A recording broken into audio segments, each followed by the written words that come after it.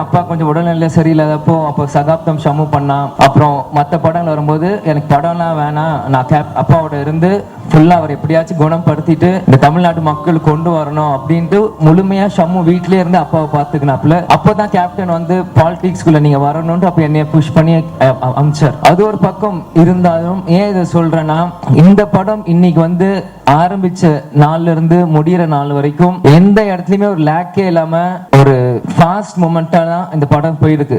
ஏன் இந்த 13 வருஷம் இது சொல்றேன்னா, அவன் ஷம்மு நடிச்ச படங்கள் முன்னாடி 2 படம் இருந்தாலும் பல படங்கள் அனௌன்ஸ்மெண்ட் வந்தும் எதுவுமே ஷம்முக்கு வந்து சரியா லான்ச் ஆகல, சரியான இது டைமிங் வரல.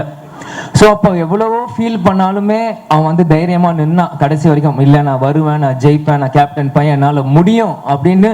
இந்த 13 வருஷமும் எத்தனையோ பேர் அவன் கூட நடிகர்கள், அவன் ஃப்ரெண்ட்ஸ் எத்தனையோ பேர் வந்தாலும் அந்த பேஷன்ஸ் அவனுக்கு இருந்தது. இந்த நேரத்தில் நான் வந்து முகேஷ் பிரதருக்கும் ஸ்டார் சினிமாஸ்க்கும் நான் நன்றி சொல்றேன். ஏன்னா நான் ஸ்டாப்பா ஒரு ப்ராஜெக்ட் ஆன் பண்ணா இப்ப இருக்கிற ஒரு சினாரியில எல்லா படமுமே இன்னைக்கு வந்து கஷ்டப்படுற நேரத்தில் இந்த படத்தை வந்து கேப்டனுக்கு ஒரு ஷம்முக்கு வந்து கண்டிப்பா ஒரு பெரிய லான்ச்சா இருக்கணும் இந்த ப்ராஜெக்ட் எடுத்து டே 1ல இருந்து இது வரைக்கும் அவர் பண்ணியிருக்காரு. அதனால ஃபர்ஸ்ட் என்னோட வாழ்த்துக்களும் நன்றிகளும் முகேஷ் அவருக்கு நான் இந்த இடத்துல நான் சொல்லிக்கிறேன்.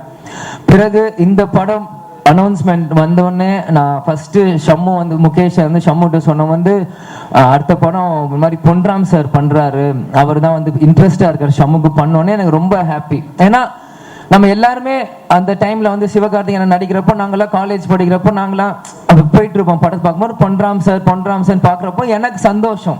சரி ஷம்முக்கு வந்து ஒரு ரெப்யூட்டட் டைரக்டர் வராங்க, ஒரு நல்ல கதை வருது, வரும்போது ரொம்ப ஹாப்பி. ஸோ கண்ணை மூடிட்டு பண்ணு இந்த சப்ஜெக்ட் அப்படின்னு நான் ஃபர்ஸ்ட் ஷம்முகிட்ட சொன்னேன்.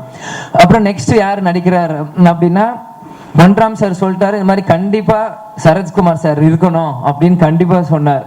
ஸோ சரத்குமார் சார் வந்தோடனே இன்னொரு செரி அந்த கேக் மாதிரி இன்னொரு க்ளோரி ஆட் ஆச்சு. చంపొద్దు